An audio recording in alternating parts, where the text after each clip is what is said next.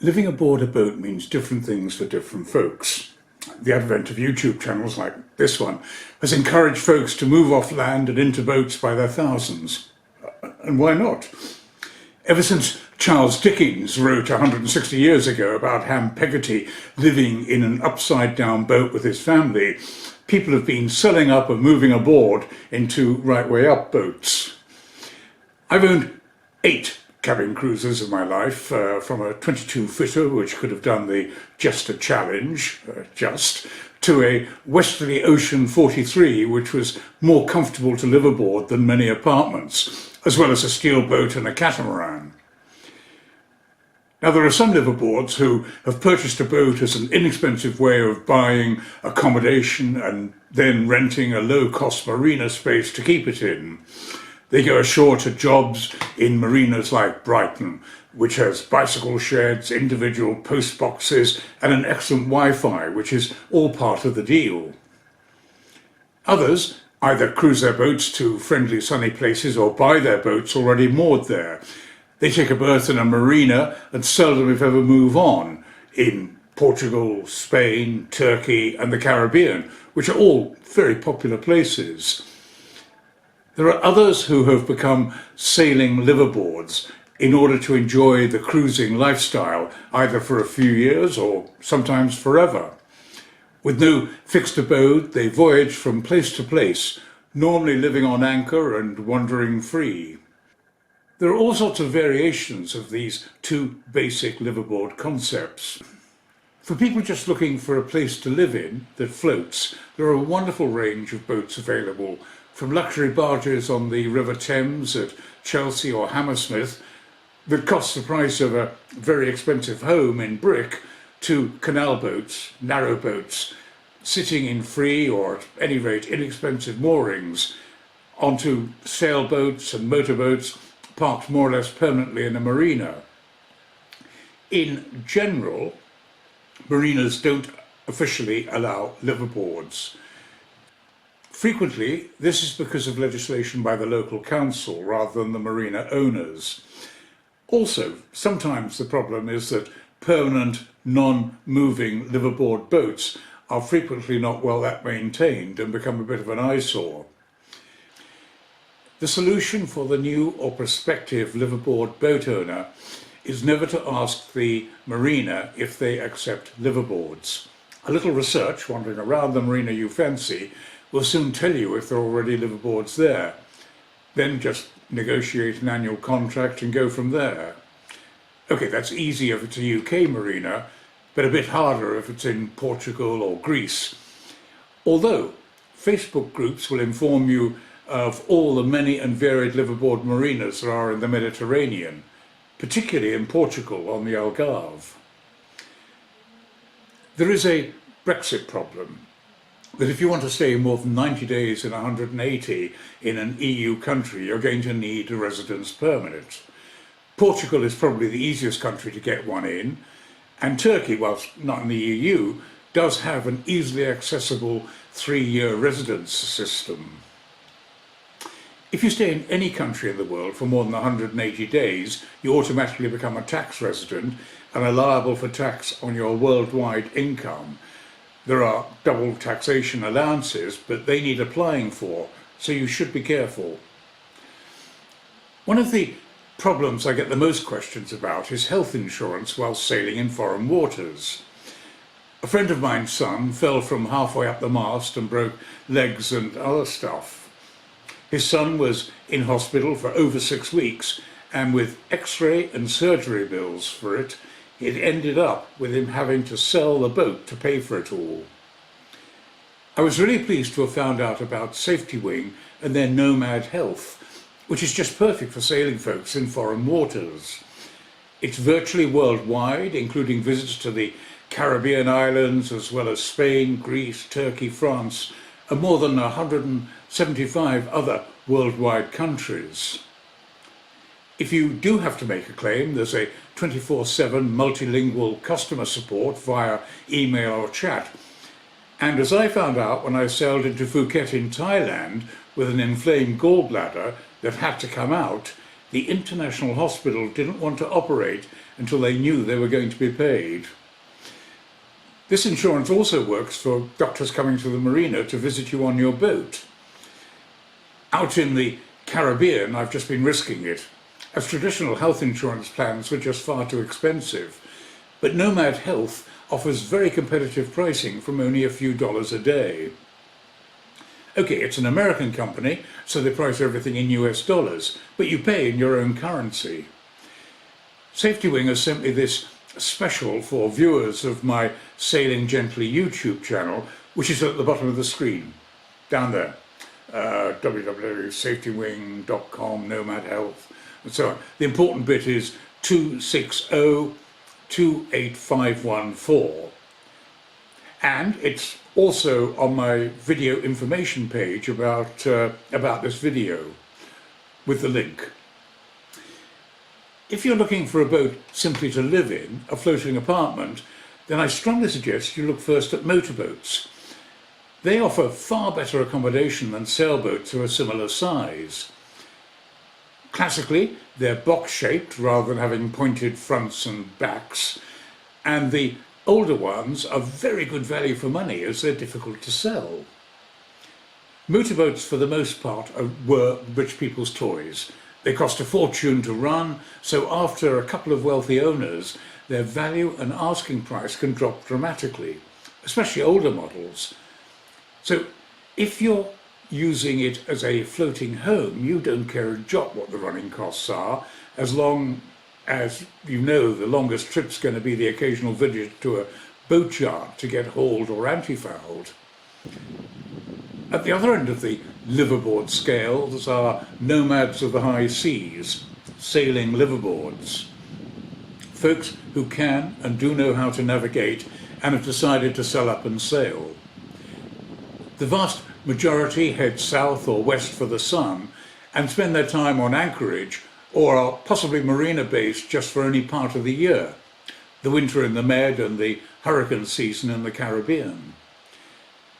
Generally speaking, heavily constructed, slightly slower boats are more suitable than lightweight modern production boats.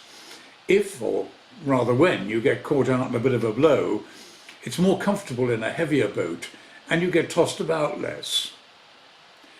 The average blue water cruising boat is going to have to exist in the rough and tumble of dinghies coming alongside and difficult access to fuel berths with inadequate fendering and pump out boats that come to clean out your septic tank, your holding tank.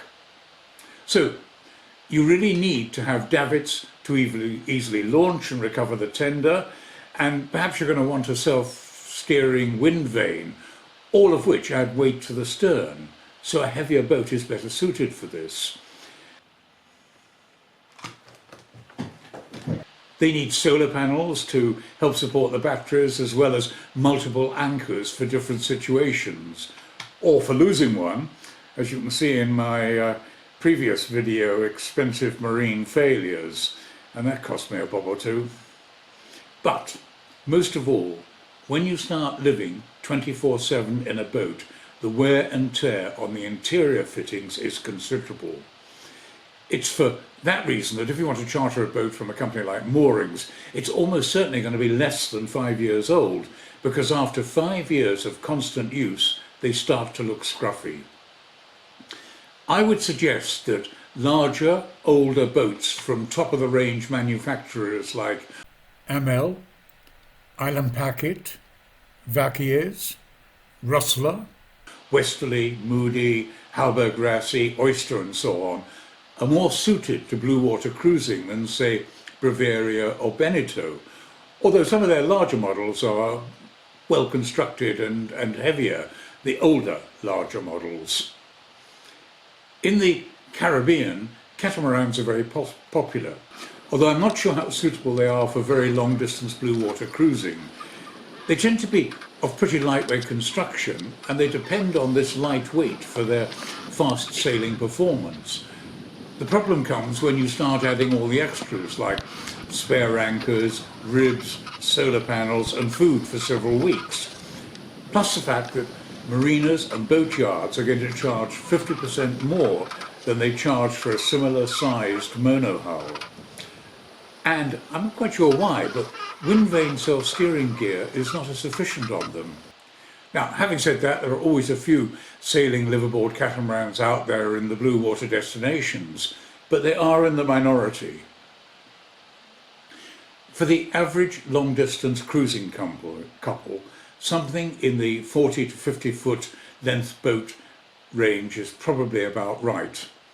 Very few of us can afford to go out and buy a new one, so the second-hand boat market is our oyster, which are actually very good cruising boats. Personally, I like centre cockpit boats very much indeed, and I've owned two, both of which I would happily sail around the world in again.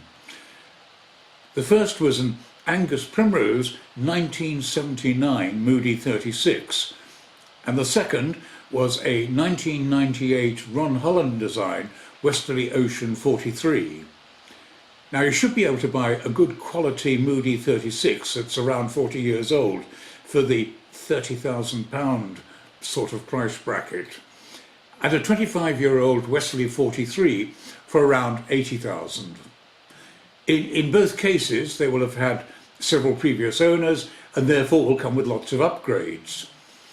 Whenever someone buys a boat, they immediately improve it by adding what they consider to be essential equipment. Or in my case, I often modernise the equipment by just upgrading it. It's well worth looking at boats that have already perhaps done a circumnavigation or gone blue water sailing. The owners normally are pretty fastidious and have taken care and looked after their boats as if their lives depended on it. And maybe they're selling because they're moving back ashore, not because they're tired of the boat. I would avoid steel boats like the plague, as you will spend your time chipping rust and painting rather than sipping a rum and coke, and I would be nervous about ferrocement boats, as they really do need specialist care, and whilst you can get a lot of boat for your money, it's going to be pretty hard to sell on. When considering how much you have to spend on your boat, it's the running costs that are eventually going to be the problem. Hauling the boat for a bottom clean and anti-fouling each year is going to cost at least £1,000. Every 10 or 15 years you're going to have to renew the sails for around £3,000 to £7,000. Boat insurance is becoming more and more expensive, even just the obligatory third-party insurance. The lowest you're ever going to find is around 2 to 3% of the total value of the boat, and then that depends on your experience and where you're going to keep it. Mediterranean is not too bad, but Caribbean fully comp is almost impossible to find, and the obligatory third-party insurance is going to cost at least £1,000 a year. I say obligatory because marinas and boat yards won't let you use their facilities unless you have third-party insurance. One of the big advantages of buying a second-hand older boat is that when you come to sell it, you're not going to take too big a loss. You'll take a loss as despite all the new stuff you've installed, like navigation gear, electronics, solar panels, wind vanes and so on, this will only make it easier to sell, but it's not going to increase its value. The biggest cost and problem is just the everyday basic living costs, the domestic things of life. You have to eat, and in this world, wherever I am, basics seem to be costing more and more and more. Back in the day, some 30 years ago, when I was living aboard my Moody 36 boat in the Mediterranean, Caribbean and Pacific Oceans, I reckoned I needed £200 a week, or £10,000 or £11,000 a year to live.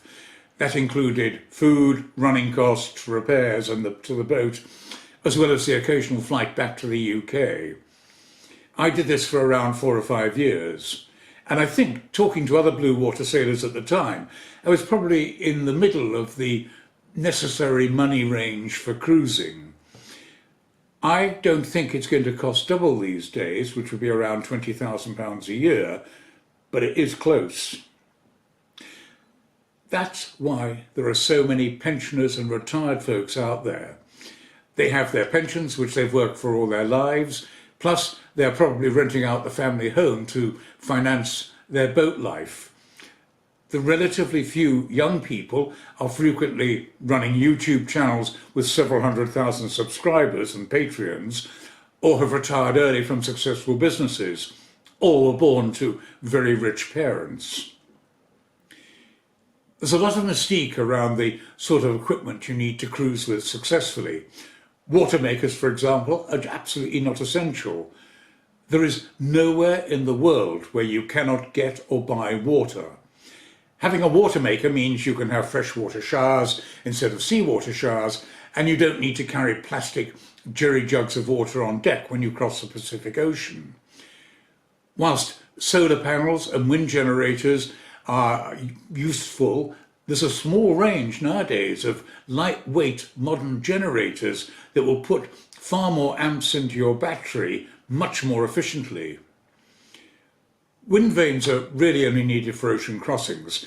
However, if you have a generator and a top-of-the-range electric autopilot connected to the quadrant, together with a set of spares, it may well be that the generator is a very good alternative. Starlink's not obligatory, as there are many other ways of getting Netflix or YouTube when you're tied up ashore. Your mobile phone is going to be able to join the local networks, or you just buy a local pay-as-you-go SIM, put it in a router like this TP-Link M370 mobile router, and it's like being at home. You have a house router. In the Caribbean, I have a 25 euros a month contract, unlimited data with Digital, and it works virtually everywhere, including on anchorage, provided it's not that far from a phone antenna. For those deciding to retire or just have a marina-based boat to go to work from, life's actually pretty simple. The cost of buying a 30 to 40 foot motorboat that isn't going to sink tomorrow is from around £5,000 to £10,000. The biggest problem is going to be to get it to your marina of choice. I mean, up in Scotland and the north of England, boats tend to be far cheaper, but the fuel costs alone, just to move it south, for example, can be horrible. But you can consider just putting it on a specialist lorry. There are excellent sailboats like the 25-foot Westerly Centaur, which for a small amount of upfront cash, say £5,000, you will have a boat that you can just about live aboard and sail almost anywhere, if you can cope with the bare necessities of life. There are narrow boats on free moorings where there are no connections to electricity or water. The only downside of these is that the boats are narrow and the insulation in winter is not brilliant. One of these in OK conditions is going to cost around £30,000 and upwards. I've enjoyed my life as a sailing liveaboard so much, and I consider myself to be very lucky to have had the experience, despite being attacked by pirates in the Gulf of Aden. There's a video on my channel about that if you're interested. I've adored going up and down the French canals in various boats and getting them from the UK to the Med or vice versa quickly and cheaply by this route. I enjoy having my present boat, a Beneteau 323, out in the Caribbean and flying out to liveaboard her for months on end as a sort of part-time liveaboard who sails off to other islands in the vast Caribbean Sea. I suspect it's genetics in most of us. Believe me, my young friend, there is nothing, absolutely nothing, half so much worth doing as simply messing about in boats. And for those of us who long to visit faraway places with strange-sounding names, Mr. Toad also said, "We shall break out the jib and the foresail. The white houses on the harbour side will glide solely past us as she gathers steering way, and the voyage will have begun." Yeah, that's for me. Fair winds. My library of digital sailing books is at gentlesailing.com, so you can buy them as instant downloads. There's a link to a printer who can convert them to hard copy if that's what you prefer. I've just totally updated and republished French Canal Routes to the Mediterranean, which is now in its 12th edition and is fully up to date with new information, charts and pictures. Recently I published Your Boat in the Sun, which proved an instant popular success. It's about where to keep your boat in the Mediterranean or the Caribbean and the costs and the logistics involved. The Atlantic Crossing Guide has become a bestseller and it outsells most of the others, probably because it's arguably one of the most comprehensive guides to sailing to the Caribbean that's available. The Gentle Sailing Route to the Mediterranean is one of the most popular publications that I have. It describes how to coast hop all the way to Gibraltar without having to spend a night at sea. There are books about marinas in the Med, sailing in the Caribbean islands, as well as a book on simple navigation, and even a Pacific Ocean crossing guide, and a book about just living aboard a sailing boat. Anyway, it's all at gentlesailing.com, so please do pay the site a visit and browse through my publications if you have a moment. Thanks. Fair winds.